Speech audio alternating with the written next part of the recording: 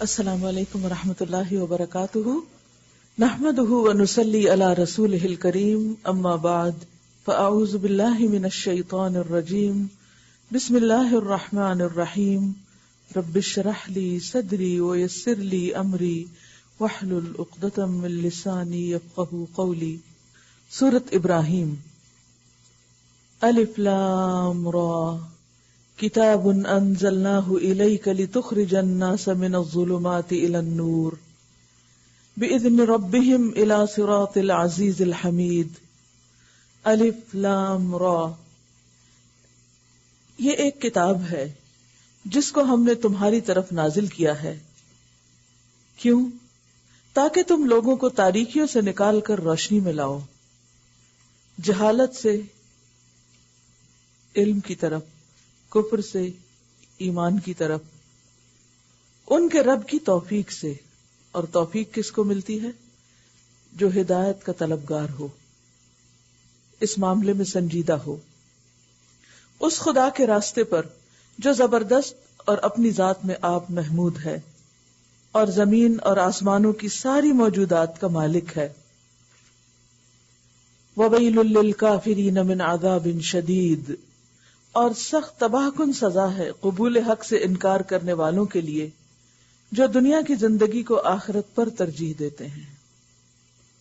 دنیا ان کی پرائرٹی ہے، آخرت کی فکر نہیں، آخرت کو بھولے ہوئے ہیں اور دنیا سے محبت رکھتے ہیں، دنیا کے فائدے کی خاطر آخرت کو نقصان دیتے ہیں۔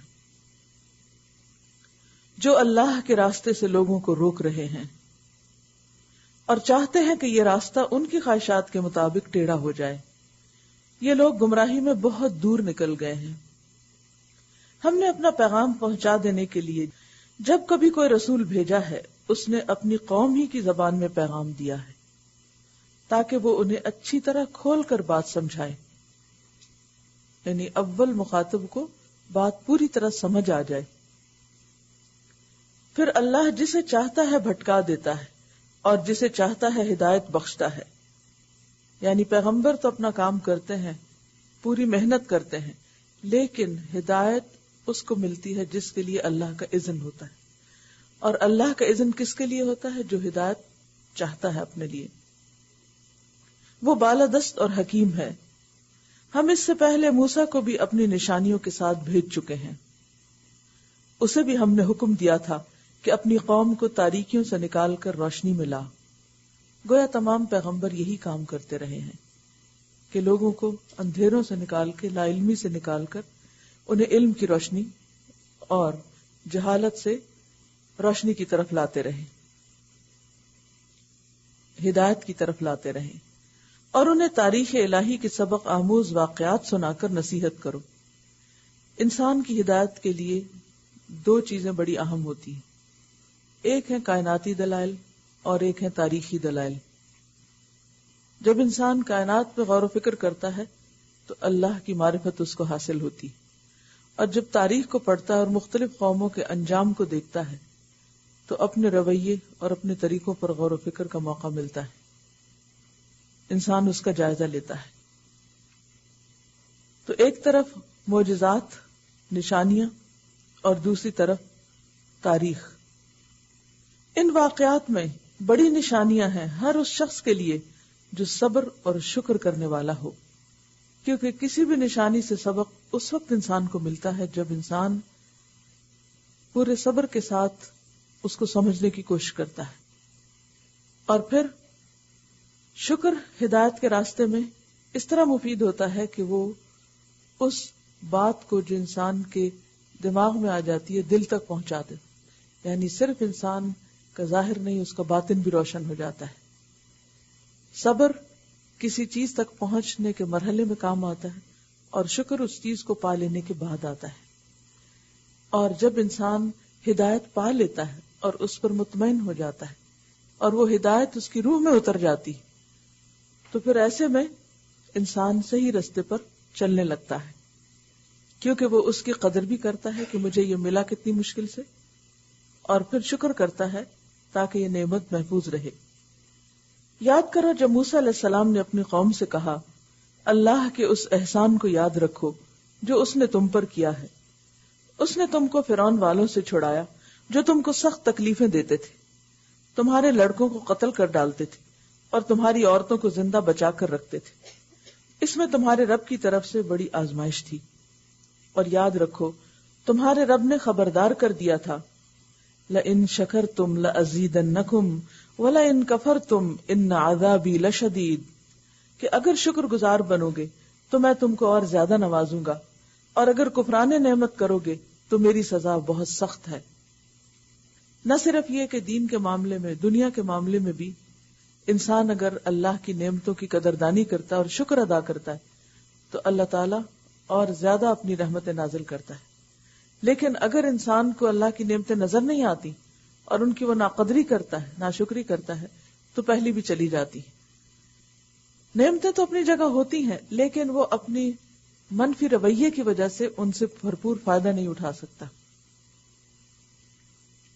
کیونکہ اس وقت وہ کیا سوچتا ہے، کیونکہ اس نعمت کو وہ نعمت سمجھ نہیں رہا ہوتا، لہذا وہ اس کے فائدے سے بھی محروم ہوتا ہے. اس اصول کو سامنے رکھتے ہوئے ہم سب کو اپنے بارے میں سوچنا چاہیے. ایک تو یہ کہ جب ہم غور و فکر کریں تو صرف چیزوں کی حقیقت پہ غور و فکر نہیں کریں، بلکہ اس کو بھی دیکھیں کہ ان چیزوں میں ہمارے لیے اللہ نے کیا کیا فائدے رکھے. ہم ہر لمحہ، ہر آن اللہ کی نعمتیں استعمال کر رہے ہیں. سورج اللہ کی نعمت ہے، آکسیجن اللہ کی نعمت ہے، درخت، فضا، آسمان، زمین جس پہ ہم چل رہے ہیں، امن و امان، یہ سب اللہ کی نعمتیں ہیں. لیکن عام طور پر جب ہمیں کوئی چھوٹی سی چیز بھی تکلیف دیتی ہے تو ہم یکایک ان ساری نعمتوں کو بھلا دیتے ہیں کہ ہم آلریڈی کیا کچھ لے رہے ہیں، بلکہ اتنا لے رہے ہیں کہ ان تعدوا نعمت اللہ لا تحصوها، کہ جس کو ہم گن بھی نہیں سکتے. لیکن کسی ایک ناپسندیدہ بات کی وجہ سے ہم ہر چیز کو بھول جاتے ہیں، ہر نعمت کو فراموش کر دیتے ہیں. تو ایسی صورت میں اللہ سبحانہ و تعالیٰ بندے سے پھر ناراض ہوتا ہے اور اس کو پھر ایسے غم، پریشانی اور دکھ میں مبتلا کر دیتا ہے کہ جس کی وجہ سے اس کے اندر سے باقی نعمتوں کا بھی احساس ختم ہو جاتا ہے اور یوں اس کی کنڈیشن مزریبل ہو جاتی. وقال موسیٰ ان تکفروا انتم ومن فی الارض جمیعا فإن اللہ لغنی حمید. اور موسیٰ نے کہا کہ اگر تم کفر کرو اور زمین کے سارے رہنے والے بھی کافر ہو جائیں تو اللہ بے نیاز اور اپنی ذات میں آپ محمود ہے. یعنی اللہ کو تمہاری شکر گزاری کی، تمہاری عبادت کی کوئی ضرورت نہیں، یہ شکر تمہارے اپنے ہی فائدے کے لیے ہے. اور اگر تم کیا باقی سب انسان بھی ایسے ہو جائیں تو اللہ کا کچھ بھی نقصان نہ ہوگا. أَلَمْ يَأْتِكُمْ نَبَأُ الَّذِينَ مِن قَبْلِكُمْ قَوْمِ نُوحٍ وَعَادٍ وَثَمُودَ وَالَّذِينَ مِن بَعْدِهِمْ لَا يَعْلَمُهُمْ إِلَّا اللَّهُ. کیا تمہیں ان قوموں کے حالات نہیں پہنچے جو تم سے پہلے گزر چکی ہیں، قوم نوح، عاد، سمود اور ان کے بعد آنے والی بہت سی قومیں جن کا شمار اللہ ہی کو معلوم ہے، اللہ ہی کو پتہ ہے کہ کتنے لوگ آئے دنیا میں. ان کے رسول جب ان کے پاس صاف صاف باتیں اور کھلی کھلی نشانیاں لیے ہوئے آئے تو انہوں نے اپنے منہ میں ہاتھ دبا لیے اور کہا کہ جس پیغام کے ساتھ تم بھیجے گئے ہو ہم اس کو نہیں مانتے، اور جس چیز کی تم ہمیں دعوت دیتے ہو اس کی طرف سے ہم سخت خلجان آمیز شک میں پڑے ہوئے ہیں کہ جس کی وجہ سے ہمارا چین رخصت ہو گیا. بات یہ ہے کہ جب بھی کوئی شخص حق کی بات لوگوں کو پہنچاتا ہے، چاہے کوئی انڈیویجول ہو یا کوئی قوم ہو، چاہے سننے والے اس کو مانے یا نہ مانے، انکار ہی کر دیں، لیکن یہ نہیں ہو سکتا کہ انکار کرنے کے بعد ان کے دلوں کی حالت پہلے جیسی رہے، کیونکہ اس کے اندر ایک بے چینی اور ایک پریشانی آ جاتی اور انسان بار بار اس کا ضمیر اس کو جھنجھوڑتا رہتا ہے. کیونکہ حق ایک ایسی چیز ہے کہ جو پہچانی جاتی ہے، انسان کو نظر آ جاتی ہے، لیکن جانتے بوجھتے ہوئے اگر انسان اس کو قبول نہیں کرتا، اس کو جھٹلا دیتا ہے، اس سے فائدہ نہیں اٹھاتا، تو پھر نقصان کیا ہوتا ہے کہ انسان کا سکون لٹ جاتا ہے.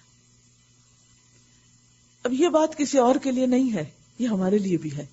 مثلا قرآن مجید میں ہم جو بھی احکامات پڑھ رہے ہیں، جو چیزیں بھی پڑھ رہے ہیں، ہم کو سمجھ آ رہی ہے کہ اللہ تعالیٰ ہم سے کیا چاہتے ہیں، لیکن اگر پڑھنے کے باوجود ہم ان کو بھلائے رکھتے ہیں، ان کو قبول نہیں کرتے، ماننا نہیں چاہتے، تو کیا ہوتا ہے پھر دل کے اندر ایک گلٹ ہوتی ہے. اب اس کے دو نتیجے ہوتے ہیں.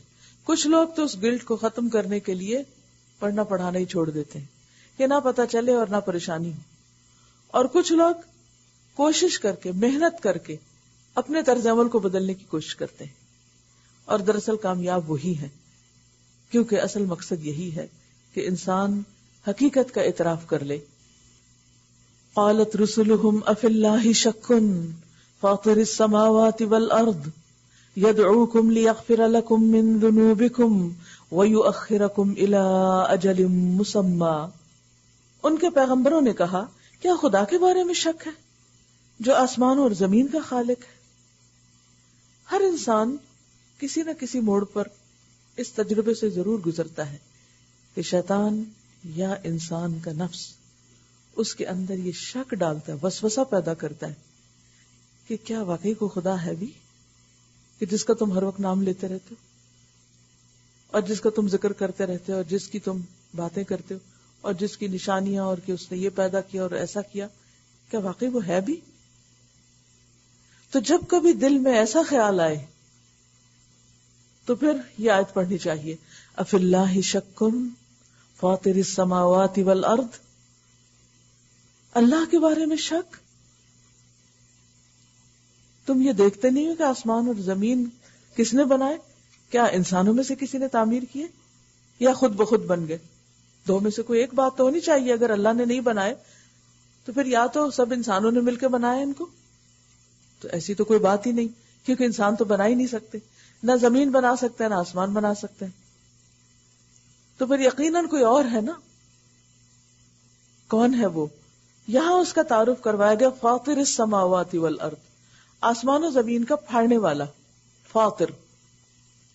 اس وقت زمین و آسمان کی تخلیق کے بارے میں جو ایک عام نظریہ ہے وہ کیا ہے کہ کائنات پہلے ایک سپر ایٹم کی شکل میں تھی، سپر ایٹم، اور اس کے تمام اجزاء اندر کی طرف کھچے ہوئے تھے.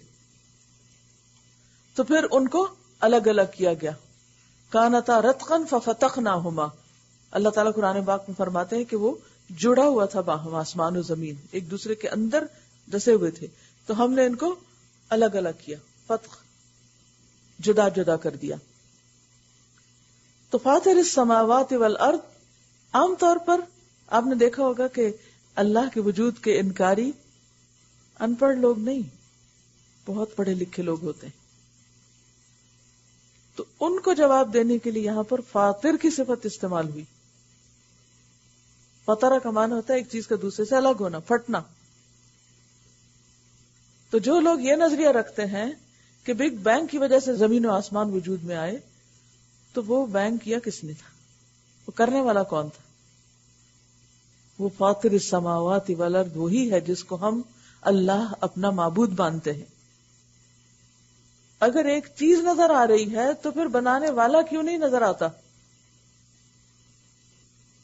مثلا آپ گھر میں داخل ہوتے ہیں، کھانا بنا ہوا ہوتا ہے، تو آپ یہ تھوڑی کہتے ہیں کہ واہ بھائی آج تو خود ہی کچن میں سب چیزوں نے کام کر لیا، فریزر سے گوشت اٹھ کے آ گیا، نل سے پانی آ گیا، اوپر سے کیبنٹ سے سارے مسالے آ پڑے، اور پھر یہ اوون بھی کسی طرح جل گیا اور یہ سب کچھ تیار ہو چکا ہے.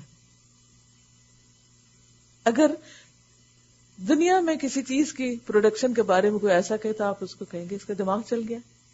تو یہ اتنا بڑا کارخانہ جو ہمیں نظر آ رہا ہے، کیا یہ خود بخود یہ سب کچھ ہوتا گیا؟ خود کیسے ہوتا گیا؟ خود کا تو سوال ہی پیدا نہیں ہوتا.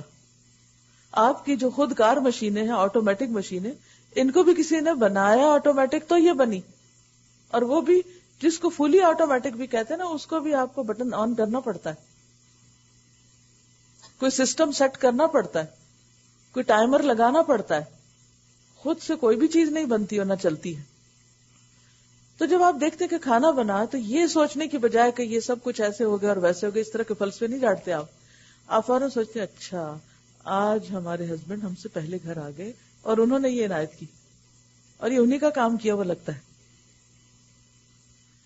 تو فوراً آپ کو کام دیکھ کر پتا چل جاتا ہے کیا کس نے ہے. کوئی چیز جو بھی بنی ہوئی دیکھتے ہیں نا آپ، کوئی کپڑا دور سے دیکھتے ہیں تو آپ اندازہ کر لیتے ہیں کہ فلاں جگہ کا بنا ہوا ہے. کوئی زیور دیکھتے ہیں کسی بھی تو فوراً اندازہ کرتے ہیں کہ کس ملک کا بنا ہوا ہے، کس جگہ کا، کس ہاتھ کا. تو اگر انسانوں کی بنائی ہوئی چیزوں سے ہم کو فوراً سمجھ آتی کہ فلاں کے ہاتھ کی بنی ہوئی ہے یا فلاں ملک کی بنی ہوئی ہے، تو اتنا بڑا آسمان اور یہ زمین دیکھ کے سمجھ نہیں آتی کہ یہ بھی کسی نے بنایا ہے. تو ہم اس ہستی پر بن دیکھے ایمان لاتے ہیں، صرف اس کی نشانیاں دیکھ کر. اسی لیے اللہ سبحانہ تعالیٰ نے قرآن مجید میں اپنا پہلا تعارف کیا کرایا؟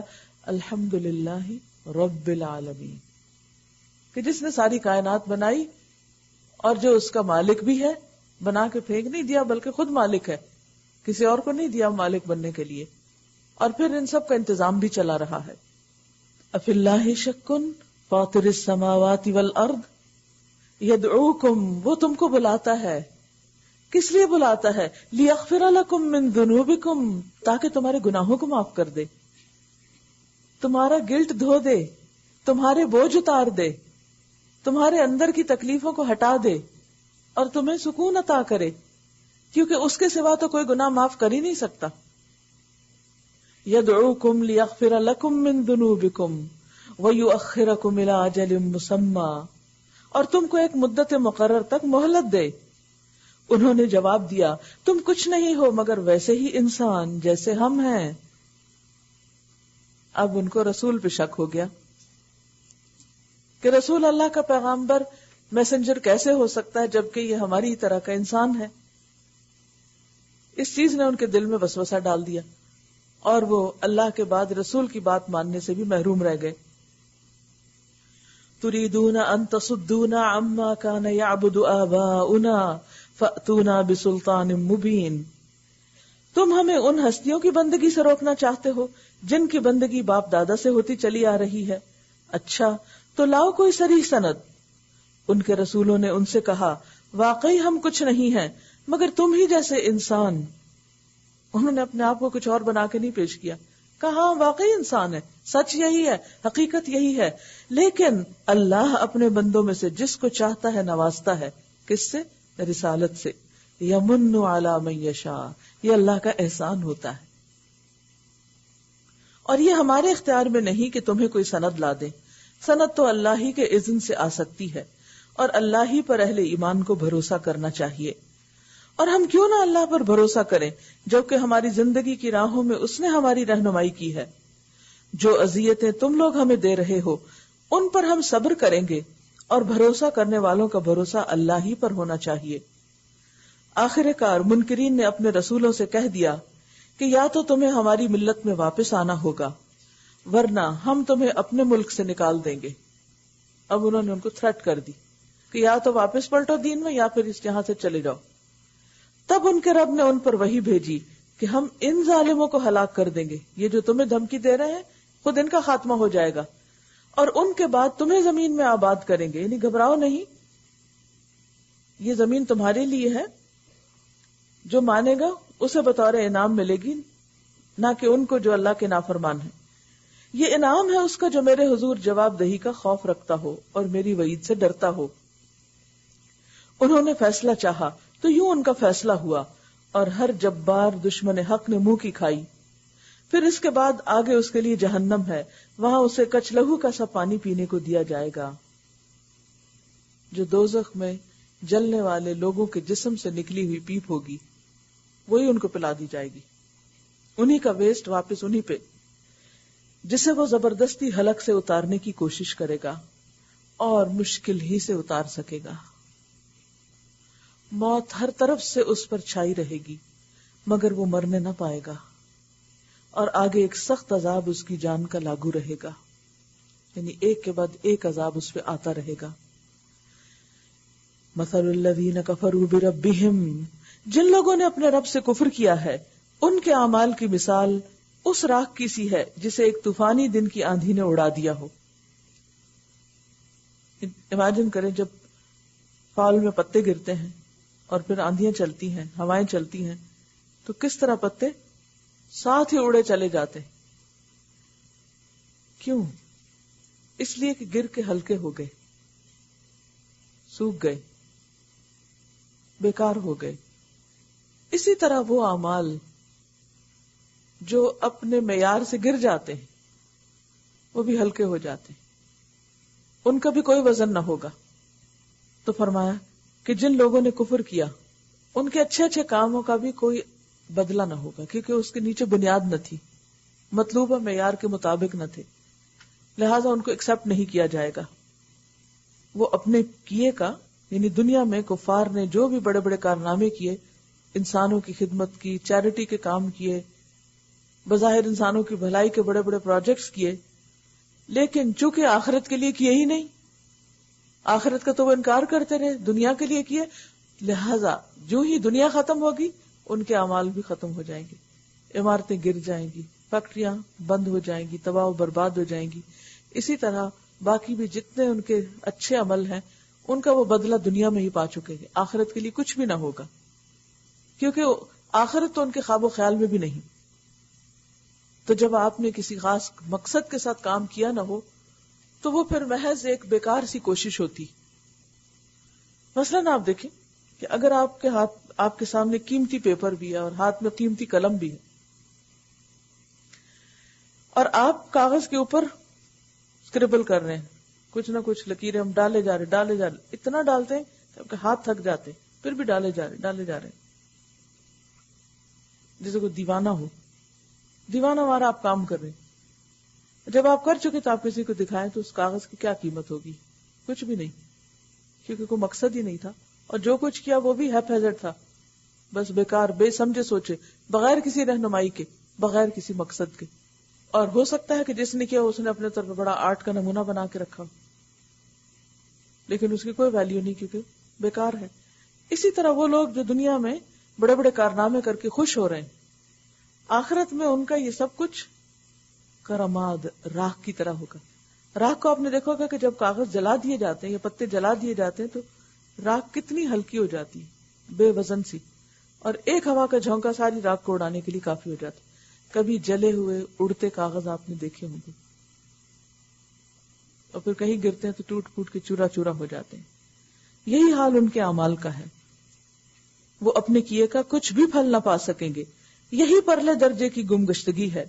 کیا تم دیکھتے نہیں ہو کہ اللہ نے آسمان و زمین کی تخلیق کو حق پر قائم کیا ہے؟ وہ چاہے تو تم لوگوں کو لے جائے اور ایک نئی خلقت تمہاری جگہ لے آئے، ایسا کرنا اس پر کچھ بھی دشوار نہیں ہے۔ اور یہ لوگ جب اکٹھے اللہ کے سامنے بے نقاب ہوں گے، اس وقت ان میں سے جو دنیا میں کمزور تھے وہ ان لوگوں سے جو بڑے بنے ہوئے تھے کہیں گے، دنیا میں ہم تمہارے تابع تھے، ہم تمہارے غلام تھے، تمہاری سنتے تھے، تمہاری ہی مانتے تھے، اب کیا تم اللہ کے عذاب سے ہم کو بچانے کے لیے بھی کچھ کر سکتے ہو؟ وہ جواب دیں گے، اگر اللہ نے ہمیں نجات کی کوئی راہ دکھائی ہوتی تو ہم ضرور تمہیں بھی دکھا دیتے، ہم خود بھٹکے ہوئے تھے، اب تو یکساں ہے، خواہ ہم جزا فضا کریں یا صبر کریں، بہرحال ہمارے بچنے کی کوئی صورت نہیں۔ کس قدر بے بسی کا عالم ہوگا۔ کتنا بڑا سبق ہے اس میں کہ انسان کسی کو بھی فالو کرے، کسی کو بھی لیڈر مانے اور کسی کی بھی باتوں میں آئے تو پہلے یہ دیکھ لے کہ اس کا اپنا ایمان، عقیدہ، نظریہ کیا ہے، ورنہ قیامت کے دن یہ عذر بہانہ کام ہی نہیں آئے گا کہ ہم فلاں کے پیچھے تھے تو اس نے ہمیں بھٹکایا تو اس کو سزا مل جائے اور ہمیں چھوڑ دیا جائے، تو یہ مطالبہ نہیں مانا جائے گا۔ اور جب فیصلہ چکا دیا جائے گا تو شیطان کہے گا، حقیقت یہ ہے کہ اللہ نے جو وعدے تم سے کیے تھے وہ سب سچے تھے، اور میں نے جتنے وعدے کیے ان میں سے کوئی بھی پورا نہ کیا، میرا تم پر کوئی زور تو تھا نہیں، میں نے اس کے سوا کچھ نہیں کیا کہ اپنے راستے کی طرف تمہیں دعوت دی اور تم نے میری دعوت پر لبیک کہا، میں نے تمہیں خوشنما باغ دکھایا اور تم میرے پیچھے چل پڑے، اب مجھے ملامت نہ کرو، اپنے آپ ہی کو ملامت کرو۔ کس قدر بے وفا ہے شیطان۔ یہاں نہ میں تمہاری فریاد رسی کر سکتا ہوں اور نہ تم میری، اس سے پہلے جو تم نے مجھے خدائی میں شریک بنا رکھا تھا میں اس سے بری ذمہ ہوں، ایسے ظالموں کے لیے تو دردناک سزا یقینی ہے۔ اصل میں شرک بھی دو طرح کا ہوتا ہے نا، ایک اعتقادی ہوتا ہے اور ایک عملی ہوتا ہے۔ تو بہت سے لوگ شیطان کو اعتقادی شریک تو نہیں بناتے، لیکن عملی شرک کی قسمیں ہو سکتی ہیں کہ انسان اللہ کی بات کو چھوڑ کر شیطان کی بات کو مانے۔ مثلا جاہلیت کی رسمیں ایجاد کرنے والوں کے لیے بھی کہا گیا قرآن مجید میں کہ انہوں نے ان کو اللہ کا شریک بنا رکھا ہے، خواہشات نفس کی بندگی کرنے والوں کے بارے میں کہا گیا کہ انہوں نے اپنی خواہشات نفس کو خدا بنا رکھا ہے. نافرمان بندوں کے بارے میں کہا گیا کہ وہ شیطان کی عبادت کرتے رہے دنیا میں. تو بات یہ ہے کہ اگر بھی انسان نہ اس کو خدا مانے لیکن اگر اس کی اطاعت کر رہا ہے، اسی کی بات مان رہا ہے، تو یہ بھی ایک طرح سے اس کو خدا بنانا ہی ہے. بخلاف اس کے جو لوگ دنیا میں ایمان لائے اور جنہوں نے نیک عمل کیے، وہ ایسے باغوں میں داخل کیے جائیں گے جن کے نیچے نہریں بہتی ہوں گی، وہاں وہ اپنے رب کے اذن سے ہمیشہ رہیں گے. وہاں ان کا استقبال سلامتی کی مبارکباد سے ہوگا. تحیتہم فیہا سلام، آپس میں سلام کریں گے. فرشتوں کی طرف سے صبح شام سلام آئے گا، اللہ کی طرف سے آئے گا، اور اس طرح وہ مکمل پیس، امن، سکون میں ہوں گے. الم تر کیف ضرب اللہ مثلا کلمۃ طیبۃ کشجرۃ طیبہ اصلها ثابت وفرعها فی السماء تؤتی اکلها کل حین باذن ربها ویضرب اللہ الامثال للناس لعلہم یتذکرون. کیا تم نے دیکھا نہیں کہ اللہ تعالیٰ نے کلمہ طیبہ کو کس چیز سے مثال دی ہے؟ ایک پاک کلمہ کی مثال کیسے ہے؟ اس کی مثال ایسی ہے جیسے ایک اچھی ذات کا درخت جس کی جڑ زمین میں گہری جمی ہوئی ہے اور شاخیں آسمان تک پہنچی ہوئی ہوں. ہر آن وہ اپنے رب کے حکم سے اپنے پھل دے رہا ہے. یہ مثالیں اللہ اس لیے دیتا ہے کہ لوگ ان سے سبق لیں. کلمہ طیبہ کیا ہے؟ پاکیزہ بات. سب سے پاکیزہ بات کون سی ہے؟ لا الہ الا اللہ، یعنی حق کا اقرار، درست عقیدے کا اختیار کرنا. اور پھر لا الہ الا اللہ کے بعد محمد الرسول اللہ بھی اس کا حصہ ہے کہ رسول صلی اللہ علیہ وسلم کو اپنا ہادی ماننا، کہ انہوں نے ہمیں اللہ کا پیغام پہنچایا اور ہدایت کا رستہ دکھایا. اور پھر جو کتاب ان پر آئی اس پر ایمان لانا. تو کلمہ طیبہ دوسرے لفظوں میں کہیے کہ جیسے ایمان. پاکیزہ بات لفظ بول کر، لا الہ الا اللہ محمد الرسول اللہ بول کر جب کوئی شخص ایمان لے آتا ہے تو پھر وہ ایمان ایک بیج کی طرح ہوتا ہے جس سے صالح کردار جنم لیتا ہے، جو مومن کا کردار ہوتا ہے.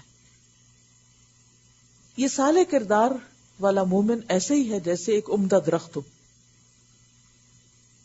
اس کی مثال حدیث میں ہمیں کھجور کے درخت سے ملتی ہے. کھجور کا درخت کیسا درخت ہوتا ہے؟ اصلها ثابت، اس کی جڑیں گہری زمین میں دور تک ہوتی ہیں، مضبوط ہوتی ہیں. عام درختوں کی جڑیں آپ نے دیکھا کہ باریک باریک سی ہوتی ہیں، لیکن کھجور کے درخت کی جڑیں جو ہیں وہ موٹی ہوتی ہیں، جیسے موٹے موٹے تنے ہوتے ہیں نا، اس طرح کی جڑیں ہوتی ہیں. اور کسی بھی جڑ کے مقابلے میں انتہائی مضبوط جڑ ہوتی ہے اس کی. مثلا آپ کہیں لان میں جائیے، گارڈن میں جائیے، اور اس کو آپ کسی بھی پودے کو اکھاڑ کے دیکھیے تو پودے کے مقابلے میں عموماً جڑ آپ کو بہت پتلی سی باریک دھاگوں کی شکل میں ملے گی. درختوں کی بھی اسی طرح آپ نے دیکھا ہوگا کہ پھیلتی ہیں دور دور تک، لیکن درخت کے مقابلے میں جڑیں پکی نہیں ہوتی، مضبوط نہیں ہوتی. لیکن یہاں پر ہم دیکھتے ہیں کہ کھجور کا جو درخت ہے اس کی جڑیں دھاگوں کی شکل میں نہیں ہوتی، نہایت مضبوط ہوتی. بندہ مومن اس کی دین کی بنیاد بھی نہایت مضبوط ہوتی، یعنی ایمان ہوتا ہے اس کی بنیاد میں. اور پھر فرعها فی السماء، کھجور کا درخت عام درختوں کے مقابلے میں بہت طویل ہوتا ہے اور اس کے پتے نیچے نہیں ہوتے بلکہ ٹاپ پہ ہوتے ہیں. سما بلند جگہ کو کہتے ہیں. ضروری نہیں کہ وہ آسمان جس کو ہم نیلا آسمان کہتے ہیں کہ کوئی درخت وہاں آسمان تک اس کی شاخیں ہوں. تو کھجور کا درخت جو ہے وہ عام درختوں کے مقابلے میں اونچا ہوتا ہے، بلندی پر ہوتا ہے، اور اس کے جو پتے ہیں وہ بھی اوپر جا کر پھیلتے ہیں. تؤتی اکلها کل حین، اس کے پتے ایور گرین ہوتے ہیں. عام درختوں کے پتے جھڑ جاتے ہیں خزاں میں، وہ درخت جھڑتا نہیں ہے.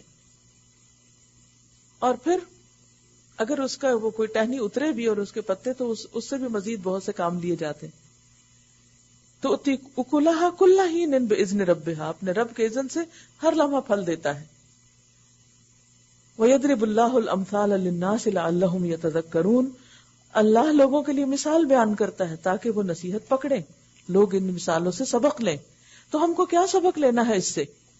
سبق یہ لینا ہے کہ اگر ہم اچھا انسان بننا چاہتے ہیں تو اس کے لیے نہایت لازم ہے کہ ہم اپنا ایمان درست کریں، ہمارا عقیدہ درست ہو، ایک اللہ کے سوا کسی کو الہ نہ مانے، اسی سے سب سے بڑھ کر محبت کریں، اسی کا ڈر سب سے زیادہ ہو ہمارے اندر، اور جتنی بھی اس کی صفات ہیں ان سب صفات پر ایمان لیں اور ان میں غور و فکر کریں.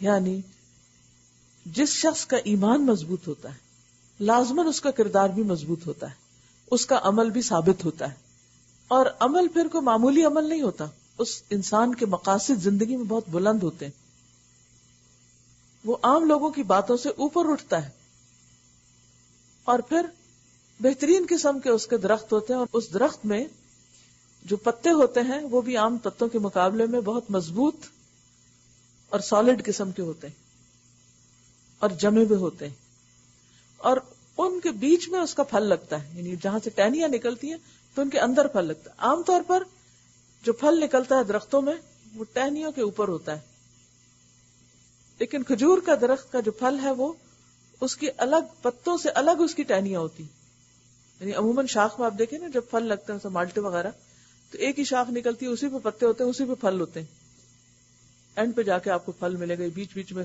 چھوٹی شاخیں اور نکل کے. لیکن کھجور کا درخت جو ہے اس کے پتے ان کی اپنی ایک شان ہوتی اور اپنا الگ ایک وجود ہوتا ہے، اور جو پھل نکلتا ہے وہ الگ شگوفے نکلتے ہیں، اور وہ اس طرح پروٹیکٹڈ ہوتے ہیں بیچ میں، اور پھر جب وہ پک جاتا ہے پھل تو وہ بھی لٹک جاتا ہے اور بہت ہی خوبصورت منظر پیش کرتا ہے. اس درخت کے بے شمار فائدے. پھل بھی آپ دیکھیں کہ عام پھلوں کی طرح جلدی گل سڑ نہیں جاتا، کھجوریں آپ سال بھر بھی رکھ دیں تو آپ کو ویسے ہی فریش ملیں گی، الا یہ کہ آپ نے ان کو اس کی کیئر نہیں کی تو الگ بات ہے کہ ان کو کوئی کیڑا وغیرہ لگ جائے، ادروائز لانگ ٹرم فروٹ ہے. پھر اس کے اندر بے پناہ غذائیت، پھر اس کی گٹلیوں کے اندر بھی فائدہ ہے.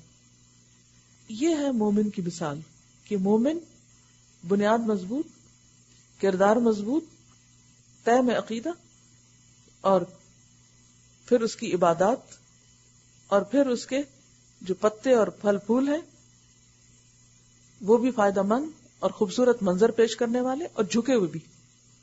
اب دیکھیے کہ پتا جب اس کا ٹہنی نکلتی تو کس طرح کالارجون القدیم، یعنی سیدھے اکڑ کے نہیں کھڑے ہوتے بلکہ فوراً وہ پہلے رات کے چاند کی شکل میں واپس مڑنے لگتے ہیں. اس کے اندر عاجزی بھی ہوتی، بلندی کے باوجود عاجزی ہے. پھر اسی طرح آپ دیکھیے کہ پھل میٹھا ہے، پھل میٹھا ہے اور بہترین غذائیت دیتا ہے، اور پھر ایک ایک گٹلی سے پھر مزید آگے درخت لگتے ہیں. اب آپ دیکھیے کہ ہمارے لیے اس میں سبق یہ ہے کہ ہمیں ایک طرف اپنا ایمان مضبوط کرنا ہے، دوسری طرف اپنی عبادات کو درست کرنا ہے، اور پھر فائدہ مند بننا ہے. کھجور کے درخت کا کوئی حصہ ضائع نہیں ہوتا، نہ جڑ، نہ تنا، نہ پتے، نہ پھول، نہ پھل، کچھ بھی ضائع نہیں ہوتا، ہر چیز کارآمد ہے. اسی طرح ہمیں بھی ہر طرح سے فائدہ مند بننا ہے، کیونکہ پچھلی صورت میں ہم پڑھ چکے ہیں کہ اما ما ينفع الناس فيمكث في الارض، جو فائدہ مند چیز ہوتی ہے وہ زمین میں ٹھہر جاتی. اور پھر اسی طرح میٹھے پھل دینے، لوگوں کے ساتھ بہترین معاملہ کرنا ہے، آثار چھوڑنے اور میٹھے آثار چھوڑنے. اور پھر یہ جو ایور گرین ہونا اس کا مطلب یہ ہے کہ اس کا اخلاق اور اس کا مزاج جو ہے وہ ایک ایور گرین مزاج ہے کہ آپ کسی بھی وقت اس سے معاملہ کریں آپ کو اچھا ہی رسپانس ملے گا. جب بھی آپ درخت کو دیکھیں آپ کو ایک خوشی ہوگی، جب آپ اس کا پھل لیں گے تو آپ کو اتنی کمپلیٹ غذا ملے گی کہ جو صحابہ کے بارے میں آپ کو معلوم ہے کہ کئی دن تک ان کا کھانا صرف کھجور ہوتا تھا. نبی صلی اللہ علیہ وسلم کے بارے میں حضرت عائشہ فرماتی ہیں کہ 2 مہینے 2 چاند طلوع ہو جاتے تھے اور گھر میں کبھی چولہا نہیں جلا تھا، صرف را ڈائٹ پہ ہوتے تھے. تو جب پوچھا گیا کہ پھر آپ کس چیز پہ گزارا کرتے تھے، کیا کھاتے تھے، کہا الاسودان، 2 سیاہ چیزیں. وہ کیا؟ پانی اور کھجور. پانی تو سفید ہوتا ہے لیکن عربی میں طریقہ یہ ہے کہ جو چیز غالب ہوتی ہے اس کے مطابق پھر دوسری کو بھی نام دے دیا جاتا ہے، جس کا وہ پیر بنتا ہے، ایک کمبینیشن ہوتا ہے. تو صرف پانی اور کھجور پر ان کے 2 مہینے گزر جاتے تھے. اگر آج ہمیں کوئی کہے کہ پانی کھجور پر رمضان گزارو، کتنے لوگ صبر کریں گے؟ سب سے بڑا مظلوم. تو بات یہ ہے کہ یہ درخت، کھجور کا درخت جو پھل دیتا ہے، اس میں اتنی غذائیت ہے کہ اس پر زندگی کا دار و مدار ہے، یہ زندگی کا انحصار ہے، یہ زندگی گزارنے کے لیے ایک بہترین چیز ہے. یعنی بندہ مومن دوسروں کے لیے زندگی کا پیغام بنتا ہے، انتہائی فائدہ مند ہوتا ہے. اب اس کردار کی روشنی میں اس درخت سے اپنے آپ کو تشبیہ دیجئے، اپنا جائزہ لیجئے کہ کیا ہمارے اندر یہ ساری صفات ہیں؟ کیا ہم دین پر جم کر کھڑے ہیں کہ کوئی آندھی ہو طوفان ہو ہم جمے ہوئے ہیں؟ اور پھر یہ کہ استقامت جیسے کھجور کے تنے کی استقامت ہوتی، اور پھر جھکاؤ، عاجزی، پھر مقاصد بلند، اور پھر ایسے مقاصد کہ جن سے انسانیت کو فائدہ پہنچے. مثلا کوئی چیز آپ کا پیشن ہو سکتی ہے، کوئی چیز آپ کا مقصد زندگی ہو سکتا ہے. کچھ لوگ کچھ خاص چیزیں اپنے مائنڈ میں رکھتے ہیں اور وہ بننا چاہتے ہیں، تو سوچنا ہی چاہیے کہ اس سے باقی لوگوں کو کیا فائدہ پہنچے گا. ہمارے مقاصد وہ نہ ہو کہ جو صرف ہماری ذات کے لیے فائدہ مند ہو، ایسے مقاصد ہوں جو دوسری انسانیت کے لیے فائدہ مند ہو. تو یہ مختصر سی بات آپ کے سامنے رکھ دی. اب آپ خود غور کرتے رہیے اور اپنے آپ کو، جب اپنے آپ کو دیکھیں تو کھجور کے درخت کو یاد کریں اور دیکھیں کہ کیا آپ کے اندر وہ خصوصیات آ گئی جو اس کے اندر ہیں.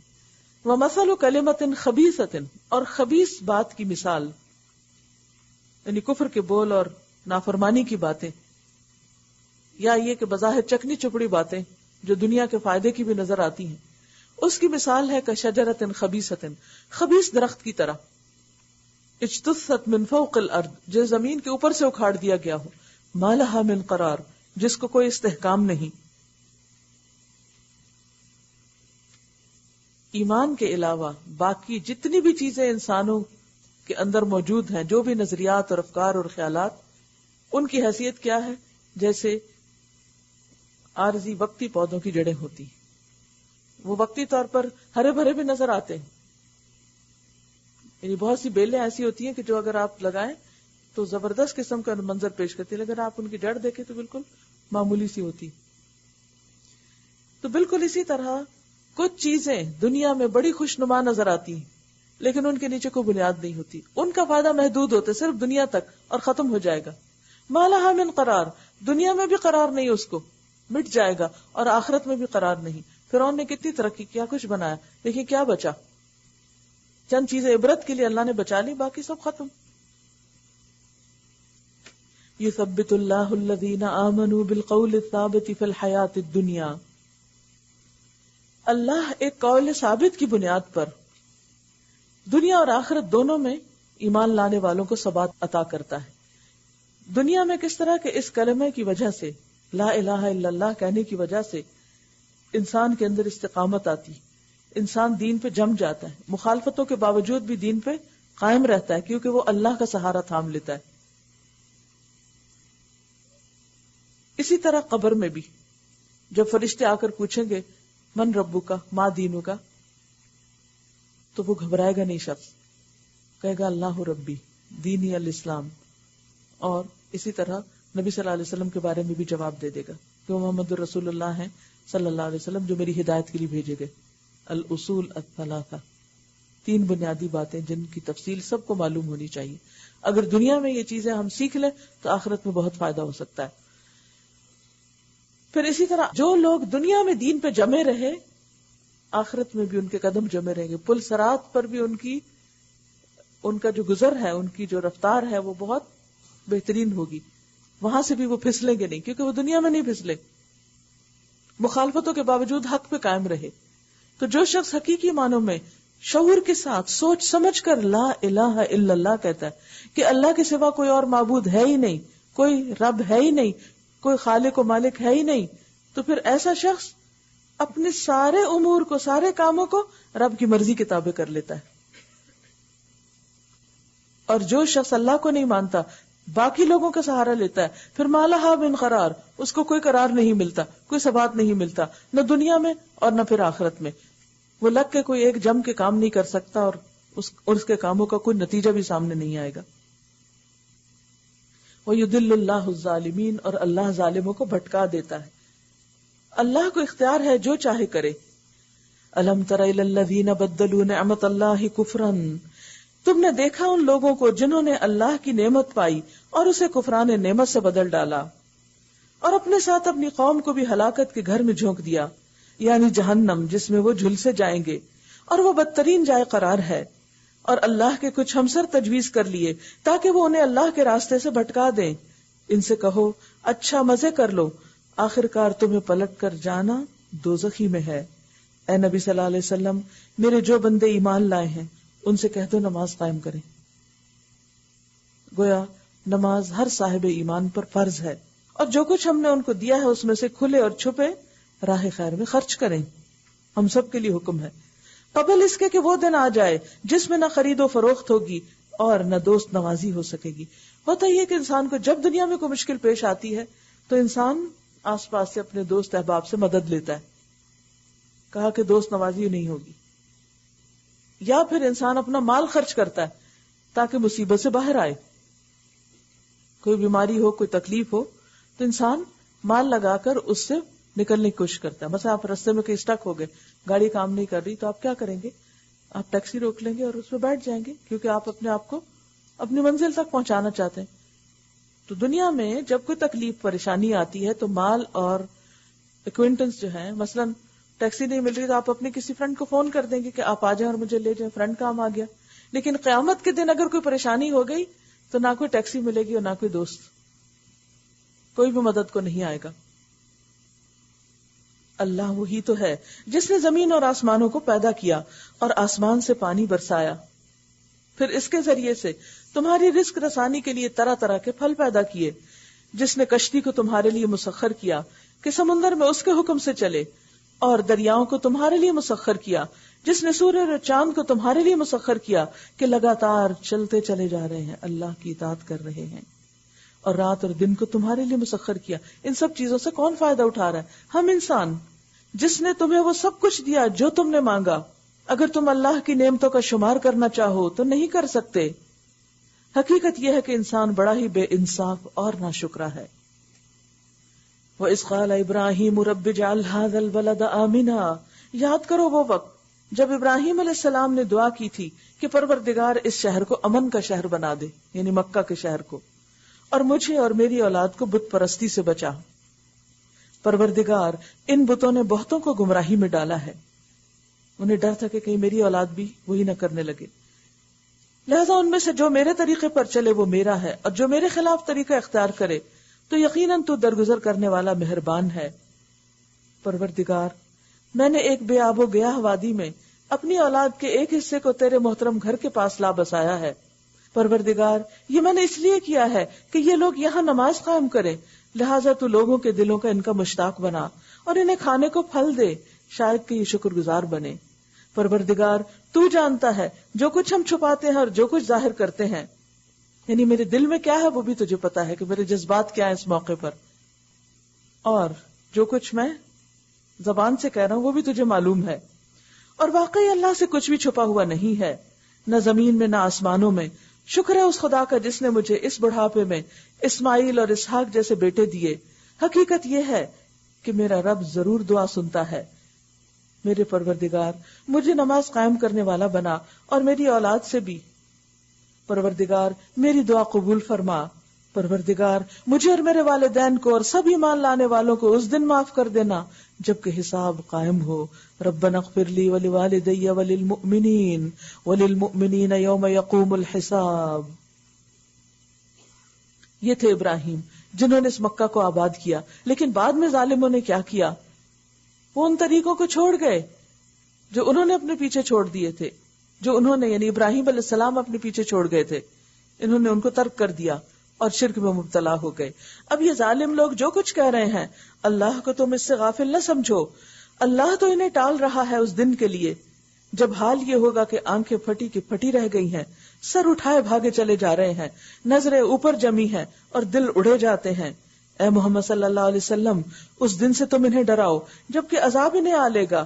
اس وقت یہ ظالم کہیں گے کہ اے ہمارے رب ہمیں تھوڑی سی مہلت اور دے دے، ہم تیری دعوت کو لبیک کہیں گے اور رسولوں کی پیروی کریں گے، مگر انہیں صاف صاف جواب دیا جائے گا کہ کیا تم وہی لوگ نہیں ہو جو اس سے پہلے قسمیں کھا کھا کر کہتے تھے کہ ہم پر تو کبھی زوال آنا ہی نہیں، حالانکہ تم ان قوموں کی بستیوں میں رہ بس چکے جنہوں نے اپنے اوپر آپ ظلم کیا تھا، اور دیکھ چکے تھے کہ ہم نے ان سے کیا سلوک کیا، اور ان کی مثالیں دے دے کر ہم تمہیں بھی سمجھا چکے تھے۔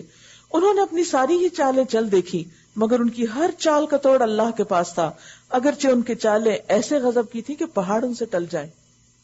یہ نئے دور کی ایجاد نہیں ہے ایسی چالیں چلنا، بلکہ اس دور کے لوگ بھی یہی کچھ کر رہے تھے تاکہ لوگ حق قبول نہ کریں۔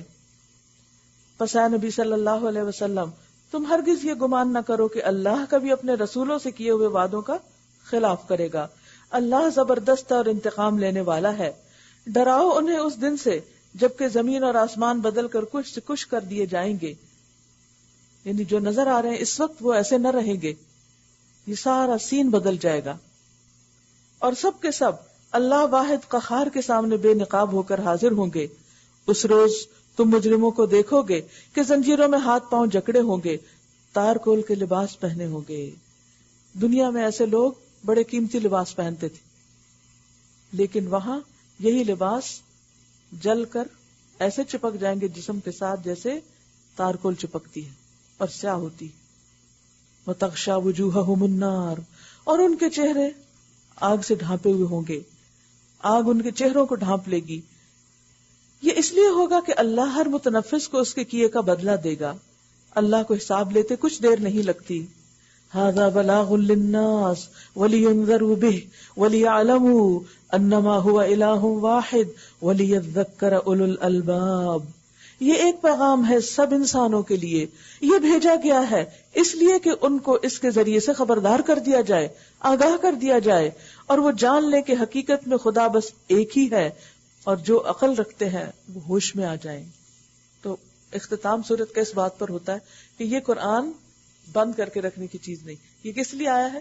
بلاغ للناس، سب انسانوں کو میسج دینے کے لیے، کیونکہ مسئلہ سب کا ایک ہی ہے سب سے بڑا، اور وہ ہے آخرت۔ دنیا تو سب کی جیسے جیسے گزری جائے گی، اچھے برے حالات آتے رہتے، لیکن اصل مشکل اور مشقت کے دن آخرت ہے، لہذا اس کی فکر کرنی چاہیے۔